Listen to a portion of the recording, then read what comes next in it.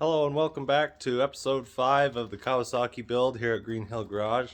Today we're going to be doing just a quick video on the valve lash, and I'll be also installing a new seat.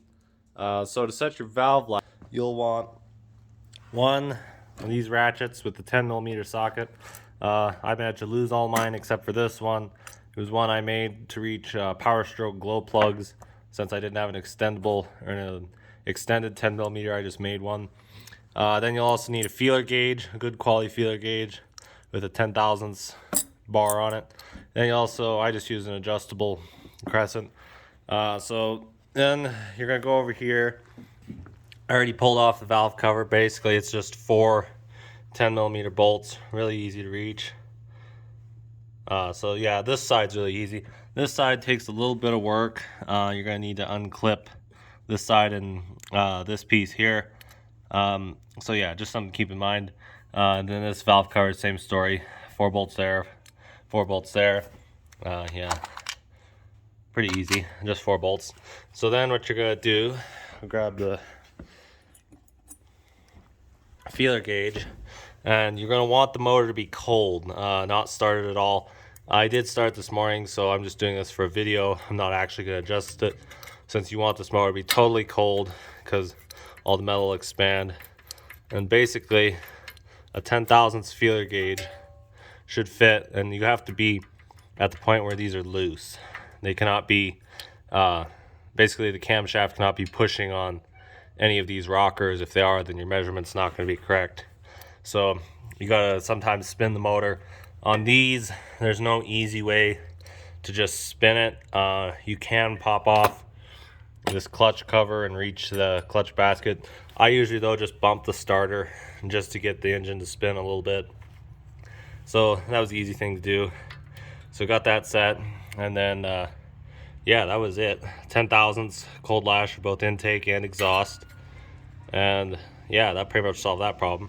The other thing I wanted to show you guys was the governor here. This piece of metal I had bent up, but basically I just bent it up out of the way, and you'll see here this 10mm, sorry about that, this 10mm bolt here is tied in with this little bolt that doesn't allow it to spin. This is the governor. You'll see it ties with the rod directly to the carburetor. So this rod directly to here. I just went ahead and loosened this. I didn't remove it entirely. Basically, it's able to just slip on this shaft. This is the governor shaft, and it'll control your idle. Well, not your idle. It'll control your full throttle, how wide open this engine will run. So I just went ahead and loosened that. You do need to be very careful though with these engines not to over rev them, because these rocker arms and these push rods, as you can see, they're very small. My fingernail is probably about a ½ inch wide. So it's a very small push rod. They bend really easily. And these are very soft springs, so they will float at high RPM, and you'll have a piston smack a valve and bend it. So the next thing I was going to show you guys was carburetor adjustment.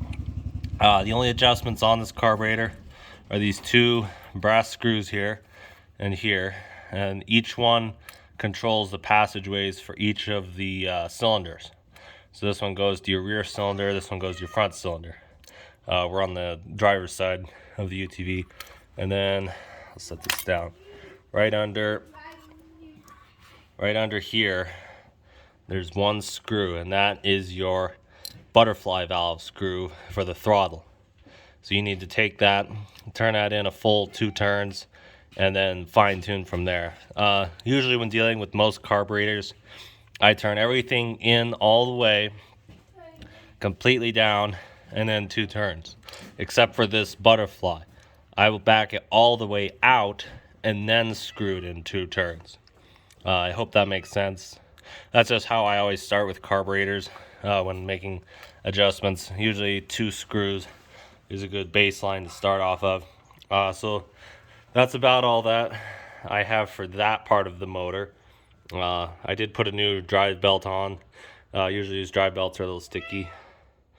We've got our cat, shop cat number 1, shop cat number 2.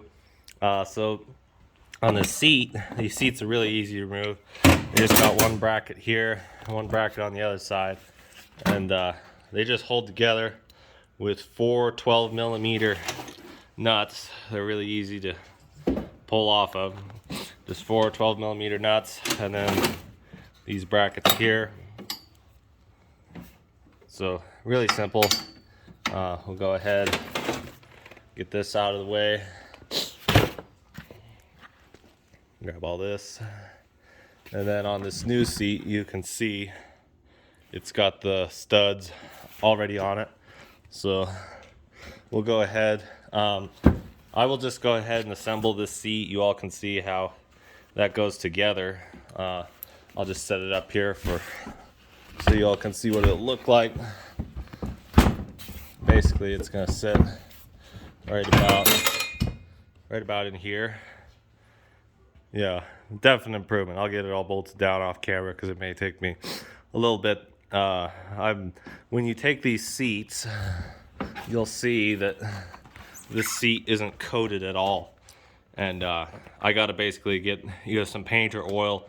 I would prefer to use motor oil, believe it or not. It soaks into the wood grain, and it doesn't really stink. It doesn't ruin any of the vinyl.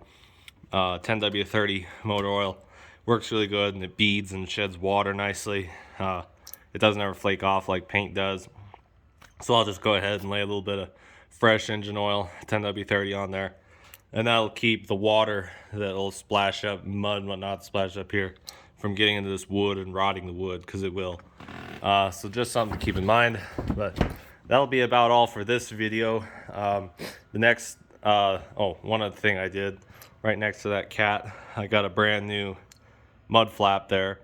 I finally found these. I think they're direct from Kawasaki. I found them online, but this other one, it was in good enough shape.